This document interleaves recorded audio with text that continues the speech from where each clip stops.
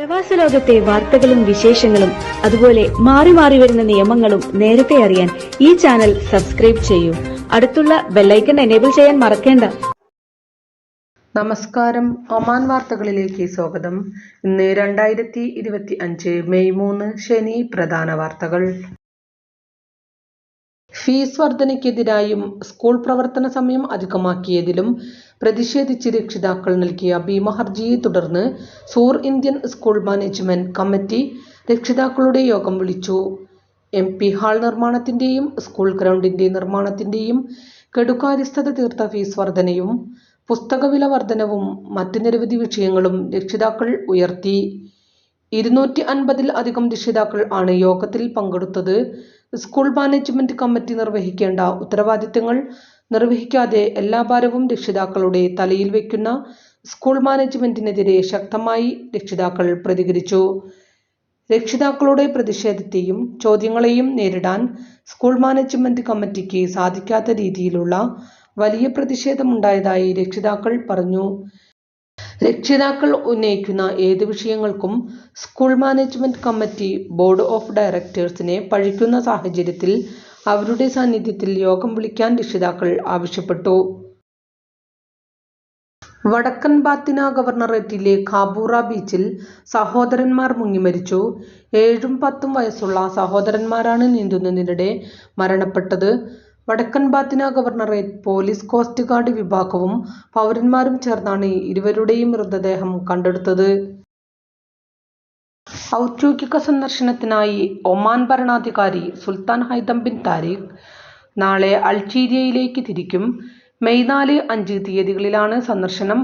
Algerian president Abdul Majid തബേനയുടെ ക്ഷണപ്രകാരമാണ് സുൽത്താന്റെ സന്ദർശനം. പരസ്പര താൽപര്യമുള്ള വിഷയങ്ങളിൽ ചർച്ചകൾ നടത്തും. സഹകരണ മേഖലകളെക്കുറിച്ചും പൊതുവായ ആശങ്കയുള്ള പ്രാദേശികവും അന്തർദേശീയവുമായ വിഷയങ്ങളെയും ചർച്ചയിൽ ഉയർന്നുവരുമെന്നും ദിവാൻ ഓഫ് റോയൽ കോർട്ട് പ്രസ്താവനയിൽ പറഞ്ഞു.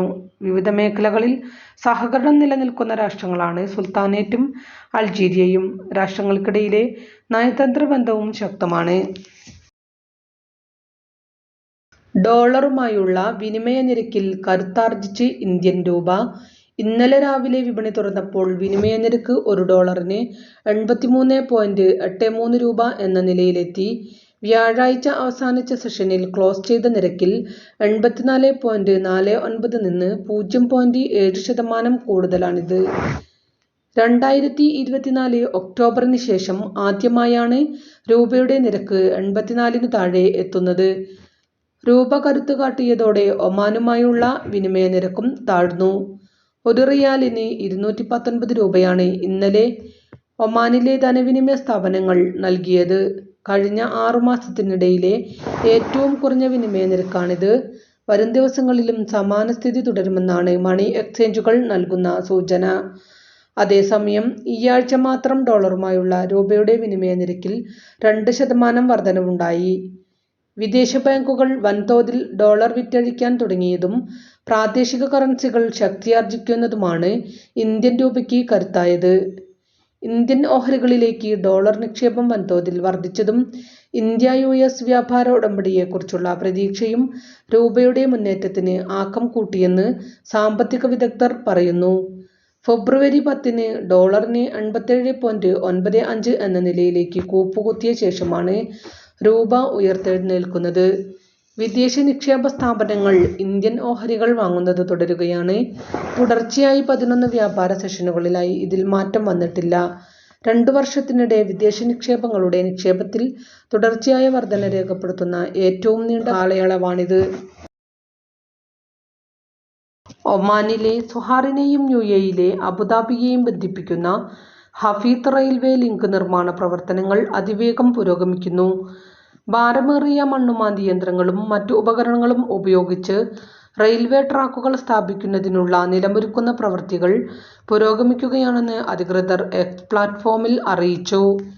ഒമാൻ റെയിൽ, ഇത്തിഹാദ് റെയിൽ തുടങ്ങിയവയുടെ നേതൃത്വത്തിലുള്ള കൺസോർഷ്യമാണ് ഹഫീത്ത് റെയിൽ നിർമ്മാണം നടത്തുന്നത്. US-ഇറാൻ ആണവ കരാറുമായി ബന്ധപ്പെട്ട് ഒമാന്റെ മധ്യസ്ഥതയിൽ നടക്കാനിരുന്ന 4ാം ഘട്ട ചർച്ച മാറ്റിവെച്ചതായി വിദേശകാര്യമന്ത്രി Sayyid Badr Hamad Al Busaidi അറിയിച്ചു. ഇന്ന് റോമിൽ ചർച്ച നടക്കുമെന്ന് നേരത്തെ റിപ്പോർട്ടുകളിൽ ഉണ്ടായിരുന്നു. ഇതിനിടെയാണ് ലോജിസ്റ്റിക്കൽ കാരണങ്ങളാൽ ചർച്ച മാറ്റിവെച്ചതായും പുതുക്കിയ തീയതി പിന്നീട് തീരുമാനിക്കുമെന്നും ബദർ അൽ ബുസൈദി എക്സിൽ അറിയിച്ചു. ആദ്യഘട്ടം മസ്കത്തിലും രണ്ടാം ഘട്ടം റോമിലും മൂന്നാം ഘട്ടം വീണ്ടും മസ്കത്തിലുമായാണ് ചർച്ച നടന്നിരുന്നത്.